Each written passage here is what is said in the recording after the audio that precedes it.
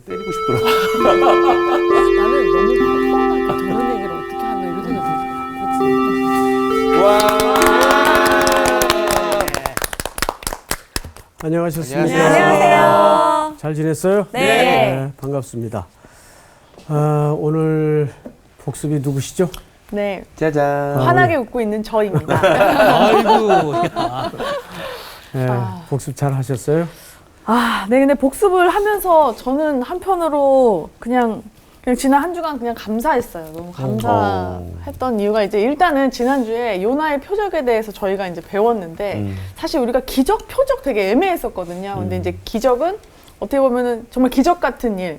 하나님께서 은혜로 주시는 그런 일인데 이 표적은 좀 더 다르더라고요. 그런 일이나 아니면 상황을 통해서 뭔가를 가리키고 그리고 하나의 표시판이 되는 그런 좀 신호 같은 의미더라고요. 그래서 이제 예수님께서 이 악한 시대에 자꾸 이제 사람들이 표적을 보여달라고 막 이러니까 다른 거 다 필요 없고 요나 선지자 요나의 표적밖에 없다. 그래서 이제 그걸 저희가 더 깊이 들어가 봤는데 요나 하나님의 그런 말씀을 불순종했던 그런 요나였는데, 그럼 예수님과 무슨 관계야? 그런 불순종한 인간 때문에 이제 오신 거고, 그런 인간의 몸으로 이제 이 세상에 오신 거예요. 요나가 또 물고기에 잡히잖아요. 그러니까 이 세상 속에서 이 3일 동안 그 물고기 뱃속에 있는 게 이 세상 속에 있으면서 이제 그 죽음을 암시하고 부활하신 이제 그런 그 연관성이 쫙 있더라고요. 근데 이게 하나의 표적이다 하시면서 여기에 있는 예를 이렇게 다 계속 읽어보는데, 와, 그 시대가 진짜 악하고, 진짜 실체이신 예수님께서 앞에서 계속 얘기하시고, 예를 들어서 얘기하시고, 그때 표적까지 알려주시면서 얘기하는데, 사람들은 너무 악해서 그게 안 들어가는 거예요. 그러면서 제가 이제 시작할 때 왜 감사했냐면요. 진짜 지금 이 시대도 사실은 너무 진짜 급류처럼 뭐가 너무 빨리 지나가고, 너무 악한 것에 노출이 많이 돼 있잖아요. 그런데 그때 말씀하셨어요. 저희가 하나님 말씀을 계속 보고 그렇지. 잊지 말고 그거를 어떻게 보면 하나의 양본으로 삼고, 저는 이제 그 그림을 아까 제가 수희 언니한테도 그림을 어설프게 그려서 보여줬는데 아침에 그렸더라고요. 누가 이렇게 어떤 사람이 물 위에 서 있는데 뒤에 있는 사람 누구예요? 예수님. 예수님이겠죠. 그러니까 그 상상을 했어요. 왜냐면 급류같이 막 내려오는데 제가 거기에 딱 서 있고 진짜 그 발에 딱 뿌리 내리듯이 딱 뿌리 내리고 서 있는데 뒤에 이렇게 큰 예수님이 딱 든든하게 제 뒤에 딱 받쳐주고 계시니까 안 밀리겠구나, 뒤로 내가 쓸려 내려가지 않겠구나라는 그런 상상을 하면서 내가 지난 한 주간도 이렇게 너무 잘 버티고 살아왔구나, 너무 감사하다라는 생각을 하면서 되게 좀 지난주 좋았어요. 네. 예. 제가 시간 은혜가 되면 됩니다. 앞에 은혜가 나가서 돼요. 그림 그리라고 했거든요. 그림 한번 그려라. 복습에서 은혜가 되길 처음에. 그림 그려볼래요? 나중에 제가 따로 그림 좀 보고 싶네요. 예. 역시 그 적용의 왕. 역시. 예, 아주 좋았습니다. 오늘 수업 마태복음 41강 귀 있는 자. 자, 이제 오늘은 13장 마태복음 1절서부터 9절까지인데요. 우리 광호 학생부터 한번 읽어볼까요? 네. 그날 예수께서 집에서 나가사 바닷가에 앉으시매 큰 무리가 그에게로 모여들거늘 예수께서 배에 올라가 앉으시고 온 무리는 해변에 서 있더니 예수께서 비유로 여러 가지를 그들에게 말씀하여 이르시되 씨를 뿌리는 자가 뿌리러 나가서 뿌릴새 덜어는 길가에 떨어짐에 새들이 와서 먹어버렸고 덜어는 흙이 얕은 돌밭에 떨어짐에 흙이 깊지 아니하므로 곧 싹이 나오나 해가 돋은 후에 타서 뿌리가 없으므로 말랐고 덜어는 가시떨기 위에 떨어짐에 가시가 자라서 기운을 막았고 덜어는 좋은 땅에 떨어짐에 어떤 것은 100배, 어떤 것은 60배, 어떤 것은 30배의 결실을 하였느니라. 귀 있는 자는 들으라 하시니라. 네.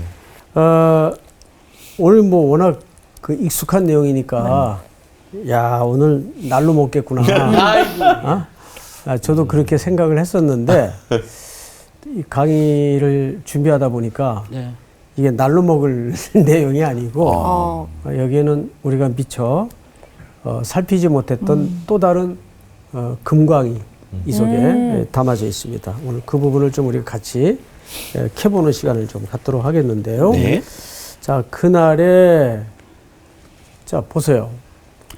그날이라는 것은 어떤 날이 있었네요. 그죠? 네. 그렇죠. 예. 어떤 날이 있었어요. 그러면 앞에 어떤 내용과 문맥적으로 고려를 해야 되는 그 날이란 말이에요. 네. 그러면 이 유명한 이 밭의 비유도 결국은 그날의 어떤 풍경과 연관성이 있죠. 있을 수밖에 없다는 얘기예요. 네. 그날이 어떤 날일까? 네. 그래서 12장 마지막 부분을 한번 보실까요? 46절을 한번 보세요. 12장 46절. 예수께서 무리에게 말씀하실 때 그의 어머니와 모친이죠. 네. 동생들이, 형제들이 예수께 말하려고 밖에 섰더니 무슨 일이 있었는가 하면 이때는 예수님에 대한 소문이 미쳤다라는 소문이 좀 있었어요. 예수에 대해서. 그건 자연히 그 공동체가 작았을 테니까 식구들이 다 듣겠죠. 이게 무슨 일이지? 어머니가 걱정이 되셨을 거 아니에요. 네. 이제 아들 예수님이 계신 곳에 찾아온 겁니다. 근데 그때 예수님은 47절을 볼까요? 우리 수의학생 한번 읽어보세요. 한 사람이 예수께 여짜오되 보소서 당신의 어머니와 동생들이 당신께 말하려고 밖에 서 있나이다 하니 네. 그 이제 제자인지 그 군중 중에 한 사람인지는 모르겠는데 안에 들어가서 얘기를 했죠. 이 당신 모친하고 형제들 와서 뭔가 얘기를 하려고 하는 것 같은데요. 그런데 거기 잘 보시면 동생들이 당신께 말하려고 어디 서 있었어요? 밖에 서 있나이다. 밖에 서 있었어요. 여기서는 그냥 사실 물리적인 공간인 집 밖을 얘기하는 거지만 이것이 암시하는 의미가 큽니다. 이 밖에 서 있었다는 말이 오늘 설명의 내용 속에 굉장히 중요한 지침을 우리에게 또 제공한다는 걸 잊지 마세요. 두 번이나 나오네요. 보니까 46절, 그렇죠. 47절. 또 나옵니다. 밖에. 자, 48절 한번 우리 향기 학생 읽어보세요. 말하던 사람에게 대답하여 이르시되 누가 내 어머니이며 내 동생들이냐 하시고. 예. 그러니까 이 예수님의 굉장히 좀 냉정한 듯한 이 표현은 이제 뭔가를 본질을 혈연적 가족을 빗대어서 설명하고 싶은 거예요. 예수님께서. 자, 다음 절 49절을 한번 상훈 씨 읽어보세요. 손을 내밀어 제자들을 가리켜 이르시되 나의 어머니와 나의 동생들을 보라. 자, 보세요. 예수님이 지금 손을 내밀어 누굴 가리켰어요? 제자들. 예, 제자들이라는 건 집안에 있는 예. 지금 말씀을 받고 듣고 있는 네. 그 공동체를 얘기하는 거예요. 그다음 마저 50절 읽어보세요. 누구든지 하늘에 계신 내 아버지의 뜻대로 하는 자가 내 형제요 자매요 어머니이니라 하시더라. 네, 여기서 예수님의 가족의 기준이 달라져요. 밖에 서 있는 혈연으로 맺어진 그 기준이 그분들은 내 형제 자매가 아니다 그 뜻이 아니라 그 기준이 형제 자매가 아니고 혈연적 맺음이 형제 자매가 아니고 누구든지 내 아버지의 뜻대로 행하는 자. 행하는 자라야만 내 가족이고 내 형제다. 가족의 기준과 가족의 기초를 새로 설정해 주고 계셨어요. 네. 그렇죠? 네. 자, 그리고 나서 그날에 그 뜻이. 그러니까 오늘 이 비유는 예수님의 새로 설정된 가족의 질서와 기준을 끌어당겨서 오늘 본문을 이해를 하셔야 된다. 그래서 이거를 우리가 보통 성경 공부를 할 때 제일 중요한 기초인 문맥적 고려. 항상 문맥적. 텍스트는 그 앞뒤에 어떤 문맥이 배열되어 있는가. 이게 아주 중요합니다. 네. 대. 자, 13절 1절을 보세요. 그날에 바로 그날이죠. 예수께서 집에서 나가사 어디에 앉으십니까 이번에? 바닷가에. 바닷가에 앉으세요. 바닷가에 앉으심에 자 여기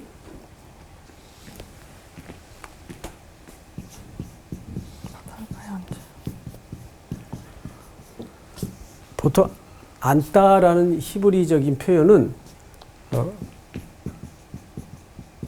가르침의 시작 또는 통치의 시작 그래서 마태복음 우리 산상수훈 설교 속에서도 네. 예수님이 산에 올라 앉으시니 이런 표현이 있어요. 그러니까 보통 랍비들의 전형적인 모습이에요. 랍비들은 뭔가를 가르칠 때 어쩌다 지금 우린 거꾸로 지금 돼 있어요. 네? 여러분들이 서서 들어야 되고 저희 앉아서 가르쳐야 되는데 그러나 저는 예수님이 아니니까 서서 가르치는 게 당연한 거죠. 이런 의미를 갖고 있기 때문입니다. 가장 중요한 개념은 통치의 개념이에요. 다스린다라는 개념이에요. 앉으심에 큰 무리가 그에게로 모여들거늘 예수께서 배에 올라가 또 뭐예요? 앉으시고. 그러니까 이렇게 해변가가 있었으면 이제 바다겠죠, 바다. 근데 여기 바다에 이렇게 배가 한척 떠 있을 때 무리가 막 몰려드니까 예수님 배에 올라 앉으셨어요. 그리고 성경을 좀 보십시다.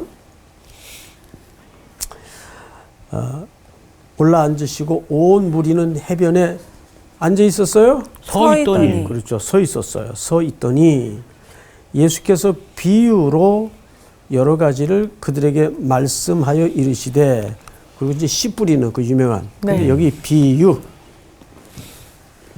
이 비유라는 말은 그 파라 플러스 본래 파라 옆에 네. 두다 또는 던지다 이 뜻입니다. 그러니까 장광호 학생이 얼마나 잘생겼는지 혼자 딱 있으면 몰라. 근데 제가 옆에 가 서 있으면 진짜 장광호가 인물은 인물이다. 비유가 안 되는데. 이게 안 들어와. 이게 안 들어와요. 안 들어오네요. 들어오는데. 그런 줄 아세요. 그러니까 이런 기법이죠. 저 사람이 혼자 있을 때는 뭔가 설명이 잘 안 되는데 옆에 뭔가를 둠으로써 딱 비교시켜서 본질을 드러내는 방식이에요. 이해가 되죠, 여러분? 네. 근데 제가 여기 서 있는데 제가 얼마나 인물이 좋은지 나쁜지 잘 기준이 없어. 근데 여기 현빈이 딱 와서 썼어요. 네. 역시 송태근 목사님이야. 역시 송태근 목사님 이렇게 되는 거죠. 그렇죠. 여기 현빈이 현빈이구나. 그러면 어느 그냥 이렇게 직선적으로 네. 탁탁탁 알아듣게 설명하시면 더 확실할 텐데. 그렇죠. 왜 비유법을 쓰셨을까? 비유. 지금 듣는 사람 중에 바리새인이 있기 때문에 그렇습니다. 왜 걔네 못 알아듣게 하려고? 갑자기 근데 못 또 알아듣게 하려고? 좀 전에 얘기하신 것처럼 옆에 뭘 둠으로 인해서 얘가 더 확실하게 그렇지. 하듯이 돋보이듯이. 이렇게 얘기해야 사실 얘가 더 위에 깊이 들어오지 않을까요? 머릿속에 그런 강조. 분명한 그런 긍정적인 이유가 있죠. 부정적인 이유도 있어요? 당연하죠. 사실 상훈 씨가 지금 정답을 얘기했어요. 뭐지? 뭐라고 그랬어? 나 뭐라고 그랬어? 들으면 안 되는 바리새인. 사람이 있어서 돌려서 얘기한다. 그렇지. 그런 거 아니야? 지금 굉장히 정확한 얘기를 했어요. 그러니까 비유라는 것은 긍정적인 측면에서 알아들을 사람은 드러나죠. 네. 깨달아지고. 그런데 죽어도 못 보는 경우가 있어요. 이 둘을 갈라내는 방식이에요. 복음이 그렇잖아요. 네. 복음의 성격이 우리 전도하다 보면 야, 이 똑같은 얘기를 저 사람은 맞아. 눈물을 흘리면서 듣는데. 왜 이제 오셨냐고 맞아. 감격을 하고 구원의 공동체로 들어오는데 어떤 사람은 감흥이 없어. 가서 모찌를 해도 못 알아들어요. 그런 경우가 있단 말이에요. 네. 바로 그 이유가 비유로 설명하는 이유 중에 하나입니다. 왜 그랬을까? 왜 그랬을까? 우리 성경을 보시면 13장 마태복음 14절 13장 14절 예. 우리 저기 향기 학생 한번 찾아보세요. 13장 14절. 이사야의 예언이 그들에게 이루어졌으니 일렀으되 너희가 듣기는 들어도 깨달지 못할 것이요 보기는 보아도 알지 못하리라. 이 백성들의 마음이 완악하여져서 그 귀는 듣기에 둔하고 눈은 감았으니 이는 눈으로 보고 귀로 듣고 마음으로 깨달아 돌이켜 내게 고침을 받을까 두려워함이라 하였느니라. 그러나 여기 계속 읽어보세요. 그러나 너희 눈은 봄으로 너희 귀는 들음으로 복이 있도다. 자, 방금 말한 것처럼 비유를 통해서 극단의 두 그룹이 드러나죠. 네. 귀는 있어도 눈은 있어도 못 보고 못 듣고 네. 어떤 사람은 들을 귀가 있고 네. 볼 수 있는 눈이 있어요. 이 둘을 갈라내는 방식이 비유법이에요. 이해가 되죠? 네. 자, 성경을 다시 보십시다. 이제 비유로 들어가겠습니다. 3절. 예수께서 비유로 여러 가지를 그들에게 말씀하여 이르시되 씨를 뿌리는 자가 뿌리러 나가서 뿌릴새 더러는 어디입니까? 길가에. 자, 길가. 네 가지 종류가 등장을 해요. 길가. 두 번째는요. 길가, 그다음 돌밭, 돌발. 흙이 돌밭. 얕은 돌밭. 또 세 번째는 가시떨기. 떨기 가시떨기. 좋은 땅. 좋은 땅. 좋은 땅. 굿 그라운드. 근데 이거는 뿌린 사람도 좀 잘못 아니냐? 아니 땅에다 뿌려야지 왜 역시 수인은 길가에다 뿌리는 그러지, 거는 그러지. 뿌린 사람도 잘못이 있지 않아요? 저런 아니지. 질문을 네, 할 줄 아무나 알았어. 못해요. 그렇죠. 아무나 못해. 어디라도 그런데- 하나라도 나라고. 그런데 저 질문이 당연한 거잖아요. 지금 설명 들어보면 왜 길가에다 뿌려? 네. 그러면 히브리인들의 농사법을 몰라서 저런 질문을 하는 거예요. 아, 그렇죠. 히브리인들은 처음에 대충 뿌려요, 그냥. 대충. 뿌리고 나서 이제 갈아엎는 거죠. 거꾸로요. 농사를 오. 예, 짓는 거죠. 우리하고 농사법이 좀 예. 달라요. 우리는 이렇게 갈아서 그 우리는 먼저 땅에다가 갈아서 이렇게 그렇죠. 그렇죠. 그런데 순서가 그렇지 않습니다. 그러니까 이제 당연히 우리식 개념으로는 저 질문이 이상한 게 아니라 당연한 거죠. 네. 조금 더 들어보세요. 씨를 뿌리는 자가 뿌리러 나가서 뿌릴새 덜어는 길가에 떨어져요. 근데 그건 누가 와서 먹어버려요? 새들이 와서. 새들이 와서 먹어버려요. 덜어는 흙이 얇은 돌밭에 떨어져요. 근데 그게 얇다 보니까 깊지 않아서 네. 싹이 나오나 해가 돋은 후에 뿌리가 말라버려요. 없어요. 말라버려요. 또 가시떨기 위에 떨어지는데 가시가 자라서 그 자라는 기온을 막아버려요. 덜어는 좋은 땅에 떨어지면 어떤 것은 100배, 어떤 것은 60배, 어떤 것은 30배의 결실을 하게 됩니다. 근데 귀 있는 자는 들으라 하시니라. 네. 자, 여기까지는 그냥 단순히 비유예요. 근데 이 비유를 예수님이 설명을 합니다. 네. 이제 해석을 하는 거예요. 네. 자, 광화 학생 10절. 제자들이 예수께 나와 이르되 어찌하여 그들에게 비유로 말씀하시나이까? 대답하여 이르시되 천국의 비밀을 아는 것이 너희에게는 허락되었으나 그들에게는 아니 되었나니. 예, 보세요. 허락되었지만 허락이 안 된 사람도 있어요. 그러니까 선택을 받았지만 선택되지 않은 사람이 있어요. 네. 또 맞아 옆에 조수희 학생 한번 읽어보세요. 12절. 무릇 있는 자는 받아 넉넉하게 되되 없는 자는 그 있는 것도 빼앗기리라. 계속해서. 그러므로 내가 그들에게 비유로 말하는 것은 그들이 보아도 보지 못하며 들어도 듣지 못하며 깨닫지 못함이니라. 이것이 누가 이미 예언했던 현상이었을까요? 이사야. 이사야서의 예언은 우리가 봤죠. 네.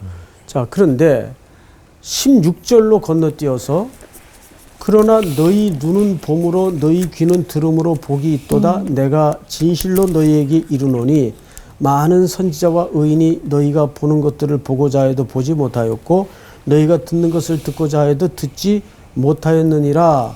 그런즉 씨 뿌리는 비유를 들으라.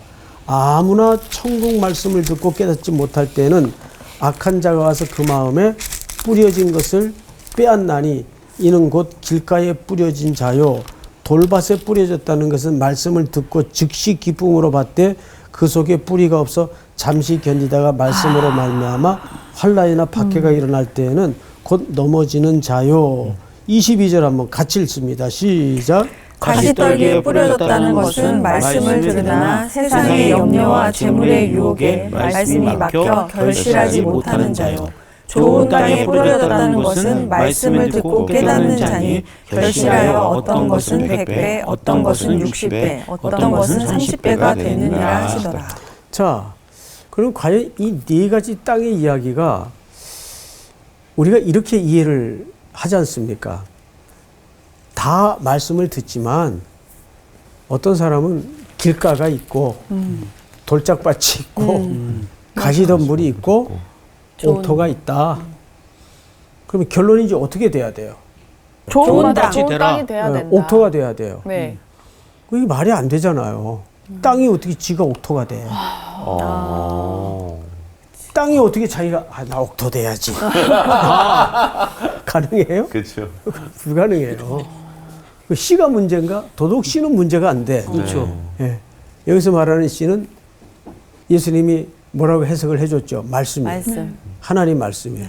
말씀이 뭐 병이 들 리도 없고, 여기 가시떨기에 떨어진 말씀은 그 병이 좀 들어서 가시떨기가 난 것도 아니고 그렇잖아요. 맞아. 그래서 오늘 이 어떡하지? 본문이 일반적으로 우리가 이해하고 있던 그런 해석을 따라가면 안 돼요. 이건 조금 더 한 단계 높은 의미가 이 속에 담아져 있습니다. 예를 하나 들게요. 네. 이건 실화입니다. 오. 항상 제 정면에 앉는 어느 집사님이 계셨어요. 여자분인데. 조수희? 그런데 아니 교회에서 어느 교회에서 딱 제가 설교하려고 다리에 서기만 하면 그때부터 헤드뱅잉을 해요. 좋은다고요? 조는 거예요. 진짜 그렇지 이렇게 줘라. 자는데요? 제가 너무 시험에 드는 거예요. 오. 매번 그러니까 왜 중앙에 앉았어 근데? 희한해. 네. 와 진짜 강적이에요. 한 번도 눈 뜨고 설교 들은 적이 없어요. 이것도 정면에 앉아가지고. 네? 그래서 제가 그 교육자님을 시켜서 저분 저거 조는 거 저 병인데 안 고쳐지면 자리라도 좀 딴 데 가서 앉도록 좀 권면을 해라. 너무 힘들다. 그거 한 2, 3년 그러더라고요. 2, 3년. 예, 예. 안 바뀌어요. 이야, 내가 그분을 잊을 수가 없어. 그래도 어떻게 매주 나오시는 그러면서 대단하다. 그 자리에. 좀 자리 옮기라고 좀 고민을 했더니 그 자리에. 거기가 내 고정석이라고 교회 또 고정석 있어요. 자기 앉는 그 자리. 네. 있어. 이상하게. 맞아. 근데 설교 딱 끝나면 깨요. 맞아. 근데 자기도 자기가 너무너무 싫었대. 오케이. 힘들고. 그러다가 예배 빠질 수도 없고. 네.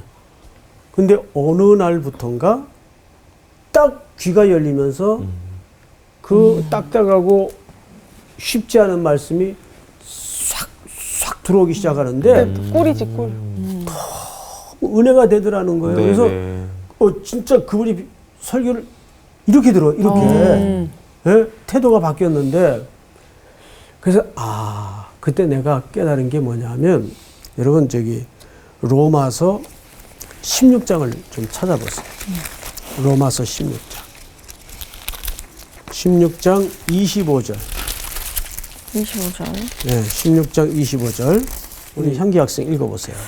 나의 복음과 예수 그리스도를 전파함은 영세 전부터 감추어졌다가 이제는 나타내신 바 되었으며 영원하신 하나님의 명을 따라 선지자들의 글로 말미암아 모든 민족이 믿어 순종하게 하시려고 알게 하신 바 그 신비의 계시를 따라 된 것이니 이 복음으로 너희를 능히 견고하게 하실. 여기 잘 보세요. 신비의 계시를 따라 된 것이니 이 복음으로 너희를 능히 뭐하게 하실. 경고하게 하실. 자, 우리 향기 학생 잘 보세요. 경고하다는 말은 그것이 어느 단박에 되는 일입니까? 진행과 과정을. 쌓아지고 그렇죠. 진행과 과정. 맞아, 한번 읽어보세요. 지혜로우신 하나님께 예수 그리스도로 말미암아 영광이 세세 무궁하도록 있을지어다. 아멘. 예, 이게 무슨 얘기냐 하면 우리가 말씀이 처음에 떨어질 때는 이게 내 영적인 상태가 돌짝밭 같을 경우의 시기가 있어요, 없어요? 있어요. 있죠. 그러면 여기서 경고하실이라는 말은 그렇지만 하나님께서 그 과정을 통해서 밭을 갈아엎고 결국 무슨 땅을 만드신다는 얘기예요. 좋은 땅. 옥토를 만들. 좋은 땅을 만드신다는 얘기예요. 좋은 땅은 농부가 하는 일이에요. 네. 그렇지. 땅 스스로가 그 일을 할 수 있는 게 아니에요. 맞습니다. 자, 골로새서 1장을 한번 열어보세요. 골로새서. 자, 골로새서 1장 몇 절을 보시냐면 26절. 누가 한번 찾아보세요. 읽어보세요. 26절서부터. 이 비밀은 만세와 만대로부터 감추어졌던 것인데 이제는 그의 성도들에게 나타났고 하나님이 그들로 하여금 이 비밀의 영광이 이방인 가운데 얼마나 풍성한지를 알게 하려 하심이라. 이 비밀은 너희 안에 계신 그리스도시니 곧 영광의 소망이니라. 네, 여기까지만 끊고 갑시다. 그러니까 여기서도 풍성하게 된다. 비밀은 소망이다. 네. 아까도 로마서 16장 속에 경고하게 하실. 이게 다 무슨 개념이냐 하면 우리가 말씀을 처음 받자마자 어떤 사람은 확 은혜를 받아가지고 뒤집어지는 사람도 있지만 네네. 조금 성향상 이지적이고 사색적이고 하는 사람은 네. 그것이 뿌리 내리고 그것이 결실하기까지는 또 시간이 걸려야 안 걸려요. 걸리죠. 그러면 그렇게 시간이 걸리는 과정 속에서 그 작업을 섬기는 자가 누굽니까? 교육자들이고 사역자들이란 말이에요. 네. 그들의 수고를 통해서 아버지가 친히 농부가 되어 우리에게 그 성숙의 과정을 이루어 가시는 거라고요. 그러니까 여기서 말하는 이 네 가지 밭의 종류는 사실 무슨 얘기인가 하면 이런 사람이 있고 이런 사람이 있고 이런 사람이 있고 이런 사람이 있어서 우리는 좋은 땅에 심겨졌다 이 얘기를 하는 게 아니에요.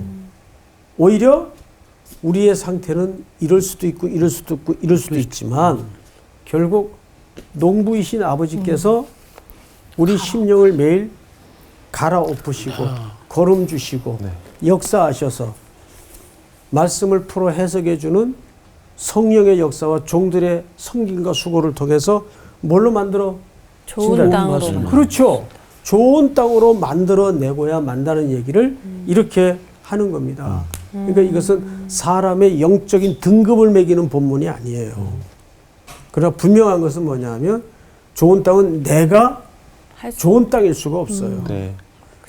그 여러분들은 다 저런 아주 지난한 과정을 거쳐서 옥토가 될 수도 있고 지금 과정 중에 있는 사람일 수도 있단 말이에요. 네. 네. 아무리 신앙생활 오래 했더라도 말씀이 들어갔는데 삶에 아직 결실이 안 나는 사람들이 있어요, 없어요? 있어요. 저 네 가지 그 프로세스 중에 어딘가지 걸려 있는 사람들이란 말이에요. 좋은 땅은 반드시 뭐가 나와야 돼요? 열매가 나와야 돼요. 그러기 위해서는 항상 그 성령님의 단비를 통해서 땅이 부드러워지고 땅이 갈아엎어지고. 맞아. 그래서 호세아 선지자가 뭐라 그랬어요? 묵은 땅을 기경하라. 네. 기경하라는 말은 돌도 걸러내고 네. 가시도 걷어내고 이건 다 농부가 하는 거예요. 맞아요. 그렇죠? 네. 그래서 우리랑 농부와의 관계가 끊어지고 이게 좀 뭔가 이렇게 소홀해지면은 저희는 더 막 안 좋은 땅이 될 것 그렇지. 같아요. 잡초가 생기고. 그럼요. 계속 그치. 예. 지난주 공부처럼 그 다 리모델링하고 청소돼 있는데 귀신이 동료들 들고 와서 데리고 와서 그냥 거기 아주 자기 본곳이 삼는 거죠. 그러나 우리에게는 이미 택함 받은 확고한 소망이 있기 때문에 농부이신, 그러니까 아버지는 농부시라. 요한복음의 주제죠. 아버지는 농부시라. 그래서 이 비유는 우리가 광고 학생 어디쯤 걸려 있을 것 같아요 지금. 참 뭐 다 걸려 있습니다. 그러면 이제 우리 마지막으로 한 분씩 좋은 땅은 어떤 땅이어야 될까? 좋은 땅은 어쨌든 하나님이 만드시는 거잖아. 음. 근데 만들어 가시는 과정에 우리의 지난주에도 순종 불순종 말씀하셨는데 그 순종의 여부에 따라 정말 좋은 땅이 빨리 만들어질 수도 있고 그래도 시간은 걸릴 것 같아요. 그렇지. 갑자기 막 어느 날 은혜를 받아서 막 이렇게 감동을 해도 그게 초신자들은 그때 이게 이것밖에 없는 거잖아요. 그러니까 누구든 시간이 필요한데 그 과정 속에서 우리가 말씀 붙잡고 얼마나 순종하면서 가느냐에 따라 좋은 땅의 그 기간 이런 게 좀 결정될 것 같아요. 좋은 땅 만드는 법 아, 있어요? 공개할게요. 오. 진작 알려주시지. 네. 물론 이제 대원칙은 하나님이 좋은 땅을 만드세요. 네. 그건 분명합니다. 네. 내 땅이 아무리 엉겅퀴 가시덤불 돌짝밭으로 가득했다 할지라도 여기에 살아있는 말씀이 심어진 이상은 이 땅은 언젠가 좋은 땅이 됩니다. 네. 그리스도 안에 머무는 방법을 배워야 돼요. 좋습니다. 현기 학생, 네. 성경 읽다가 제일 그 걸리는 책이 어느 책이에요? 중간에 아예 막 읽어지다가 스톱이 되는 책이요? 예, 예. 그 항상 저기죠 앞에 레위기 뭐. 레위기 미수기 그쪽. 그렇죠. 레위기가 참 위기가 와. 왜냐면 이름들도 너무 어렵고. 레위기 앞에 무슨 책이 있죠? 출애굽기. 그렇죠. 네. 여러분, 레위기라는 말은 그리고 나를 부르셨다. 부르셨다. 우리 레위기에 대한 오해가 있는데 맞아. 레위기는 첫째 무슨 레위 지파에 대한 그런 책이 아니에요.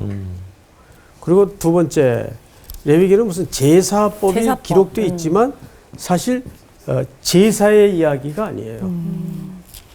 레위기는 전부 그리스도의 이야기예요.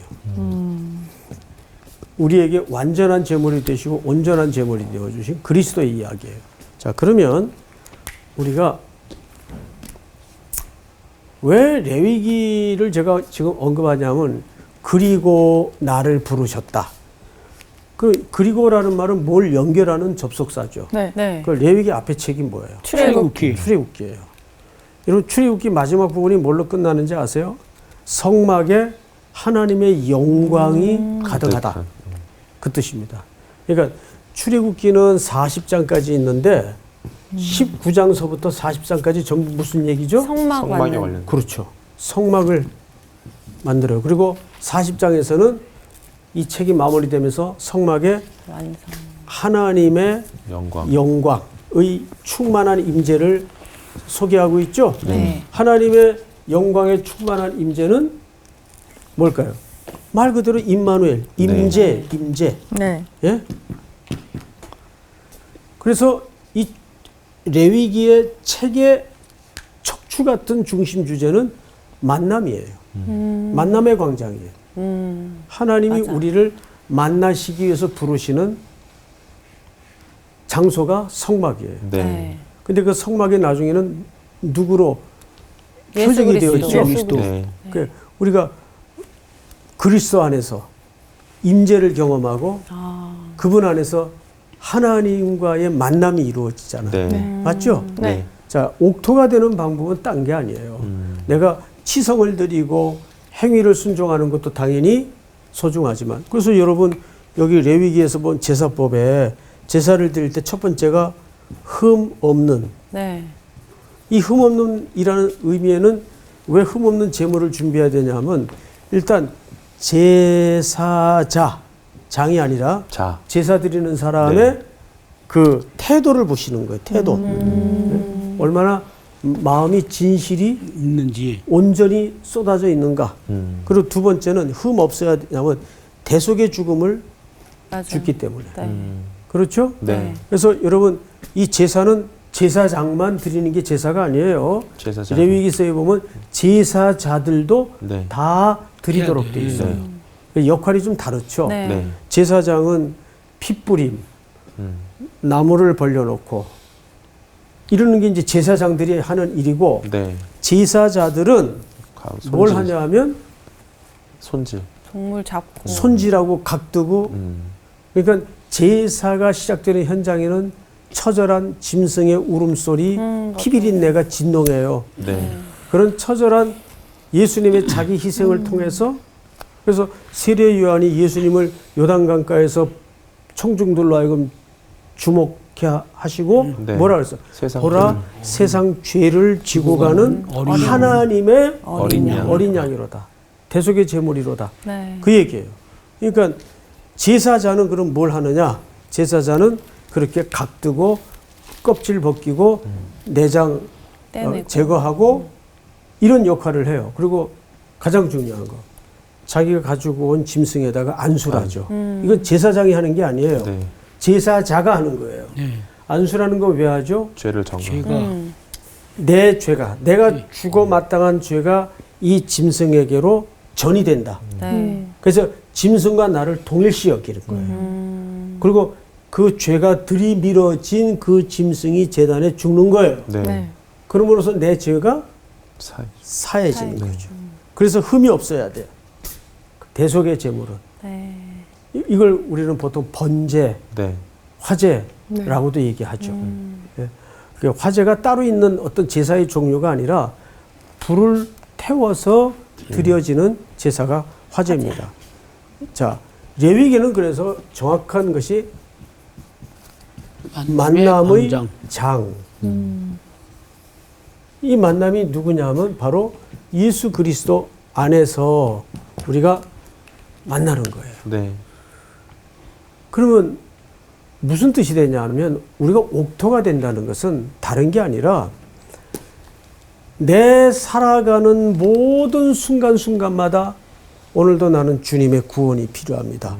이 고백이 마르지 않는 자가 옥토예요. 네.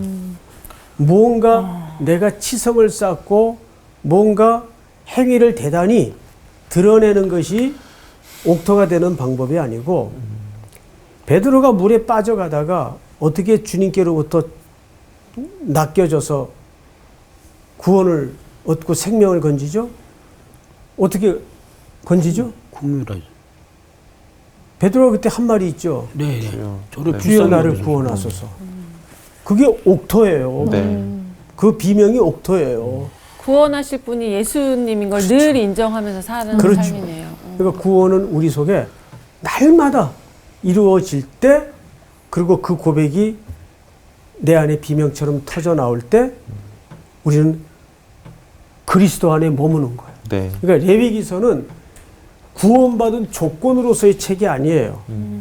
레위기서는 이미 구원받은 자들이 어떻게 그 구원 안에 날마다 머무는가를 예배라는 디테일한 여러분 레위기서를 읽다 보면요, 야, 뭐 이렇게까지 시시콜콜 자세히 그게 얼마나 복된 은혜냐면 하나님이 우리에게 그렇게 관심이 집중돼 있어요. 네. 뭐 표정 하나, 눈빛 하나까지 그렇게 웃으면 안 돼. 뭐 이런 코칭을 다 하시는 것 같아요. 레위기서를 읽다 보면. 네. 그 레위기서는 사실 하나님의 잔소리예요. 아주 디테일하고도 구체적인 하나님의 설명서예요. 에베소 5장에도 보면 지혜 있는 자가 뭔지 아세요? 자세히 주의하여 살피라고 그래요. 자세히 주의하여 살피라고 그래요. 그러니까 하나님을 섬긴다는 것은 자기 열정에 막 휘말려가지고 으쌰으쌰 하는 게 신앙이 아니고 그분을 깊이 알아가면서 나는 매 순간 이분의 구원 없이는 호흡할 수 없는 존재구나. 거기에 늘 머무를 수 있는 게 옥토란 말이에요. 오늘 공부는 여기까지. 네. 아, 감사합니다.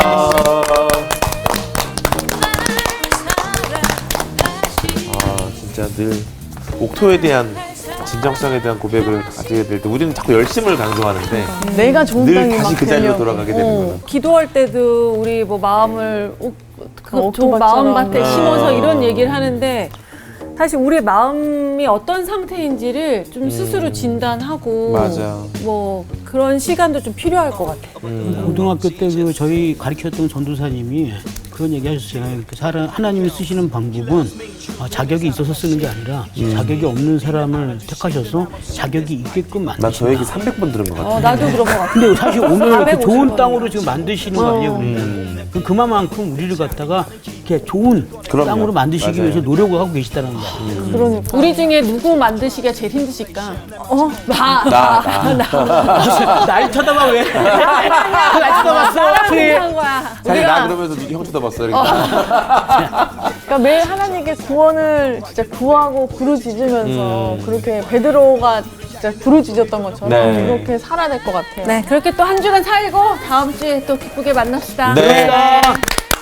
우리를 구해주세요.